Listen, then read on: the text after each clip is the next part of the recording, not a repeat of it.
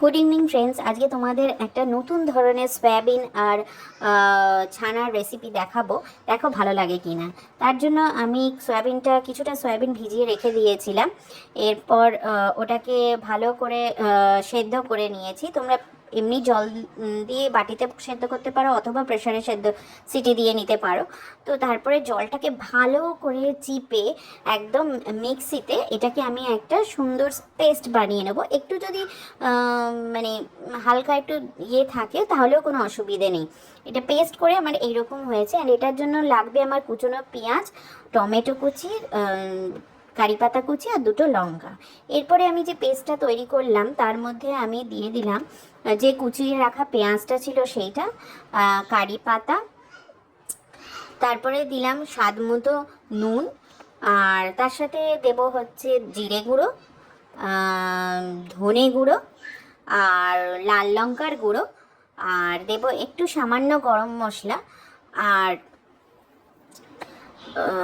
তোমরা চাইলে এর মধ্যে ব্রেড ক্রাম্বস দিতে পারো যাতে একটু টাইট হয়।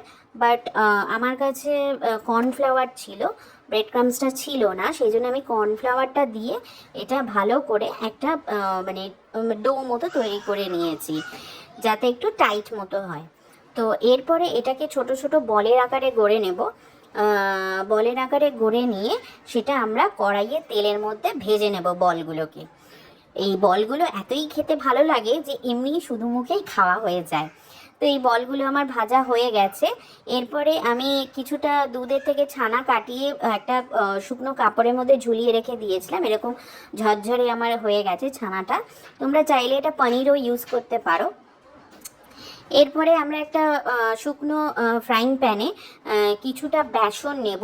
এবার বেসনের মধ্যে একটু কাসুরি মেথি দেব। কাসুরি মেথি দিয়ে এবার সেটাকে কিছুটা আমরা নাড়বো, মানে কোনো তেল না কোনো জল না, জাস্ট শুকনো ফ্রাইং প্যানে আমরা এটাকে কিছুক্ষণ নেড়ে গরম করে নেব। কাসুরি মেথিটাও দেখবে অনেকটা ক্রিস্পি হয়ে গেছে অ্যান্ড সেন্টটাও খুব সুন্দর একটা বেরোবে। এটা কিছুটা নেড়ে নিয়ে আমরা রেখে দেবো। এরপরে আর একটা কড়াইয়ে আমি যে কুচনো বাদবাকি পেঁয়াজটা ছিল আর টমেটো কুচিটা দিয়ে নাড়তে থাকবো। একটু সামান্য নুন দেবে ওর মধ্যে, তাহলে তাড়াতাড়ি নরম হয়ে যাবে। আর এই যে বেসনের যে মিক্সটা তৈরি করেছি এটা হাত দিয়ে একটু ভালো করে স্ম্যাশ করে দেবে।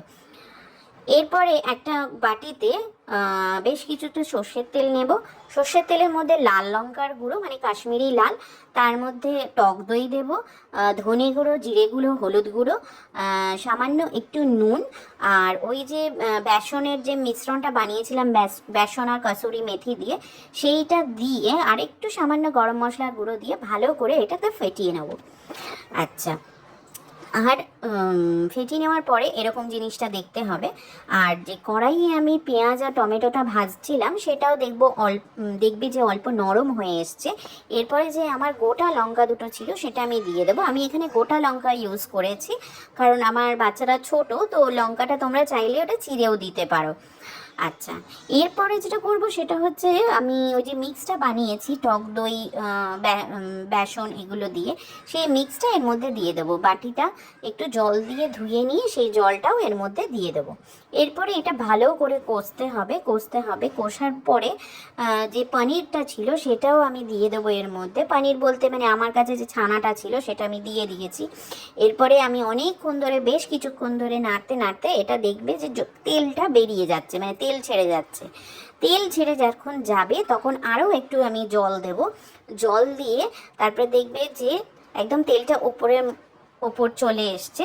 তখন আমি কি করব, এটার মধ্যে যে ইয়েগুলো ছিল তোমার সয়াবিনের যে বলগুলো আমি ভেজেছিলাম সেগুলো আমি এর মধ্যে আস্তে আস্তে দিয়ে দেবো। এটা কিন্তু বেশ নামানোর কিছুক্ষণ আগেই সয়াবিনের বলটা দেবে, কারণ হচ্ছে জাস্ট আগেই দেবে, কারণ সয়াবিনের বলগুলো অনেক সময় ভেঙে যাওয়ার চান্স থাকে, সেই জন্য দিয়ে বেশিক্ষণ নাড়া যাবে না। তো এটা আমার হয়েই এসছে, সেজন্য আমি এখন সয়াবিনের বলগুলো দিয়ে দিলাম।